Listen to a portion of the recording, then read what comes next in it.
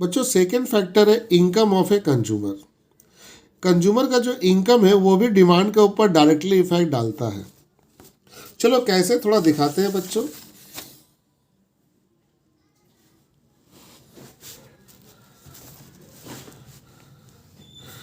बच्चों अगर हम इनकम की बात करें तो इकोनॉमिक्स में एक कंज्यूमर की दो इनकम है बच्चों। एक है मनी इनकम और एक है रियल इनकम। तो बच्चों दो तरह की इनकम है, एक है मनी इनकम और एक है आपके जाके रियल इनकम। बच्चों मनी इनकम किसे कहते हैं? जो हम कहीं से कमा कर लाते हैं, जैसे सैलरी, रेंट, फीस और भी बहुत सी चीज, ये सब हमारी मनी इनकम है।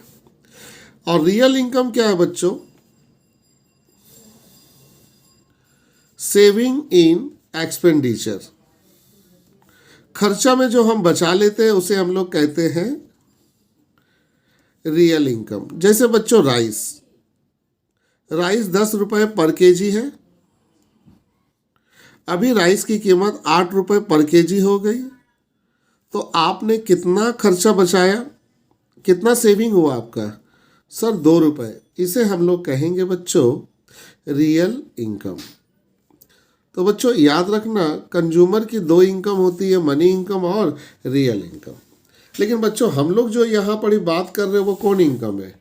Real income. तो चलो बच्चों थोड़ा एग्जाम्पल से देखते हैं।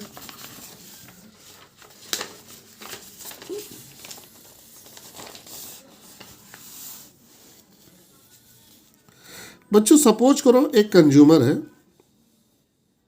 ये कंज्यूमर की इनकम है, ये इनकम अचानक उनकी बढ़ गई। सॉरी बच्चों, इनकम को हम लोग ज़्यादातर इकोनॉमिक्स में वाई से डिनोट करते हैं।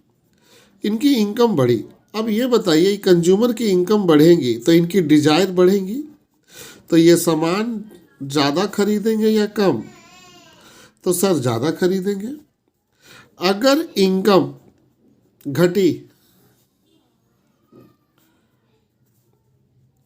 तो भैया इनकी डिजायर भी कम हो जाएंगी, तो डिमांड भी कहाँ होंगी? घट जाएंगी। तो इनकम का रिलेशन डिमांड के साथ डायरेक्ट है। और भी इसमें बहुत से टॉपिक है, लेकिन हमें 2 मार्क्स की सिर्फ बात करनी है बच्चों। तो इनकम अगर बढ़ती है तो डिमांड बढ़ेगी और इनकम घटेंगी तो डिमांड घटेंगी। यही बात मैं इस थ्योरी में आपको बताना चाह रहा हूं कि income of a consumer is directly affected on demand of A commodity.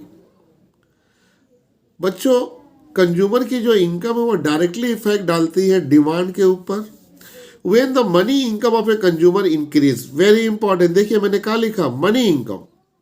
जब कंज्यूमर की मनी इनकम बढ़ जाती है तो बच्चों कंज्यूमर की डिमांड भी क्या हो जाती है? बढ़ जाती है। The demand of A commodity also increase vice वर्सा।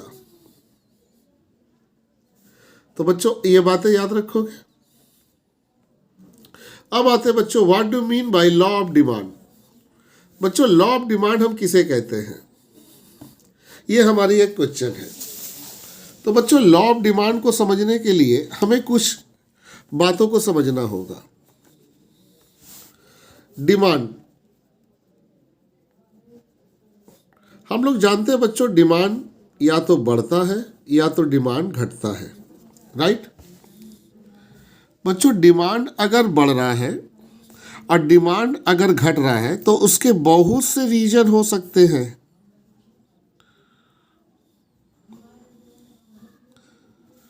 उसके बहुत से रीजन हो सकते हैं। रीजन क्या हो सकते हैं? उनकी प्राइस। रीजन क्या हो सकते हैं बेटा? इनकम। रीजन क्या हो सकते हैं बेटा? Test and preference. रीजन क्या हो सकते हैं बेटा? Government policy, etc. बहुत से रीजन है। तो किसी भी वस्तु का डिमांड अगर चेंज हो रहा है तो उसका रीजन बहुत है, लेकिन लॉ ऑफ डिमांड में ये सभी को कैंसिल कर दिया गया है। खाली किसके बारे में बात किया गया है? प्राइस। यानी कि ये सभी कांस्टेंट है। कौन? Income, taste, preference, government policy, ये सब में कोई चेंजिंग नहीं है। लॉ ऑफ डिमांड कहता है कि मैं जो लॉ बनाया हूं सिर्फ किसके ऊपर बेस्ड है? प्राइस के ऊपर। प्राइस बढ़ेगा या घटेगा तो उसका क्या इफेक्ट पड़ेगा? डिमांड के ऊपर। तो आप ये बात क्लियर कर लिए कि डिमांड को बढ़ने के पीछे खाली रीजन प्राइस नहीं है, बहुत रीजन है। लेकिन हमारी लॉ ऑफ डिमांड किसके ऊपर पूरी बात कर रही है? तो सर प्राइस के ऊपर बात कर रही है। यानी कि ये सब कांस्टेंट है, इसमें कोई चेंजिंग नहीं है। खाली चेंज कौन होंगे? प्राइस। तो बच्चों अभी आप कुछ देरी पहले ही सीख कर गए थे, और वो आप क्या सीखे थे बच्चों? याद करो। जैसे प्राइस है, अगर सामान की प्राइस बढ़ेगी तो बच्चों उसकी डिमांड ऑटोमेटिक क्या होंगी? घट जाएंगी। बच्चों प्राइस अगर घटती है तो डिमांड क्या होंगी बच्चों? ऑटोमेटिक बढ़ जाएंगी। बच्चों इसी को बोला गया है लॉ ऑफ डिमांड। इसी को क्या बोला गया है? Law of demand. यानी कि लॉ ऑफ डिमांड आपको बता रहा कि प्राइस और डिमांड के बीच रिलेशन अपोजिट है। अब आते हैं बच्चों थ्योरी की तरफ। बच्चों थ्योरी को अगर हम एनालिसिस करें तो हमें मिलेगा कि being the other factor remain constant. देखिए बच्चे यही हम क्लियर कर दिए कि यहाँ अदर फैक्टर कांस्टेंट है। अदर फैक्टर का मतलब हो गया बच्चों इनकम, टेस्ट एंड प्रेफरेंस और गवर्नमेंट पॉलिसी, और भी बहुत से। ये सभी में कोई चेंजिंग नहीं होगी। Other factor remain constant. Other factor remain constant. Quantity demand of A commodity increase. Demand increase हो रही है एज इट प्राइस फॉल। जैसे ही उसकी प्राइस क्या हो रही है? कम हो जा रही है। डिमांड बढ़ जा रही है। वाइस वर्सा इसका अपोजिट। अपोजिट मतलब प्राइस, डिमांड घट रही है, प्राइस बढ़ रही है। This is called the law of demand. According to law of demand, law of demand के अनुसार there is an inverse relationship between the price and quantity demand of a commodity. Very important, inverse relationship. Price और quantity के बीच relation जो होती है बच्चों वो inverse होती है।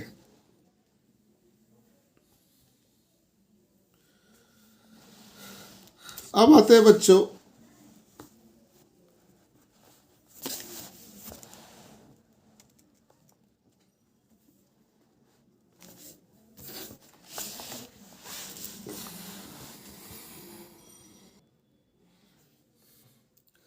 mention the two exception to law of demand. Very important. बच्चों दो ठो आपको एक्सेप्शन बताना है जहां लॉ ऑफ डिमांड फेल हो जाती है, यानी कि लॉ ऑफ डिमांड काम नहीं करता है। तो बच्चों सबसे पहला है गिवन गुड्स। गिवन गुड्स के केस में लॉ ऑफ डिमांड काम नहीं करती है। Given goods are inferior goods. बच्चों गिवन गुड्स जो है वो एक तरीका का इन्फेरियर गुड्स है। वो एक तरीका का इन्फेरियर गुड्स है। अब इन्फेरियर गुड्स का कुछ देरी बाद बताऊंगा। गिवन good is a good for which the demand increase as a price increase vice versa. गिवन गुड्स बोल रहा है कि गिवन गुड्स उस तरीके के गुड्स है जिसका डिमांड बढ़ जा रहा है। डिमांड बढ़ रहा है जैसे ही उसकी प्राइस क्या हो रही है? बढ़ रही है। Vice versa. In case of given good the law of demand fail. भैया लॉ ऑफ डिमांड फेल हो रहा है क्योंकि लॉ ऑफ डिमांड के रूल्स के अगेंस्ट चला गया ना। देखिए ध्यान से, डिमांड इंक्रीज हो रहा तो प्राइस तो फॉल होगा, लेकिन यहां क्या बोल रहा? Demand increase as a price increase. Price भी बढ़ रहा, डिमांड भी बढ़ रहा। वाइस वर्सा मतलब उल्टा कर दीजिए, डिमांड भी घट रहा, प्राइस भी घट रहा। तो बेटा यहाँ प्राइस और क्वांटिटी का पॉजिटिव रिलेशन है, इसीलिए गिवन गुड्स के केस में लॉ ऑफ डिमांड फेल हो जाता है। सेकेंड है बेटा बेबलिन गुड्स। तो बेटा बेबलिन गुड्स के बारे में थोड़ा चलते हैं। Veblen goods Veblen goods is a type of luxury goods. Veblen goods का मतलब होता है लक्सरी गुड, कार, डायमंड, ये सब अपने पास रखना। ये एक लक्सरी गुड्स है for which the demand for a good increase. इनका डिमांड बढ़ता है जब प्राइस भी क्या होता है, बढ़ता है। तो बेटा प्राइस बढ़ने से तो इसका डिमांड बढ़ता है, प्राइस घटने से इसका डिमांड घट जाता है। तो given in case of Veblen goods law of demand fail.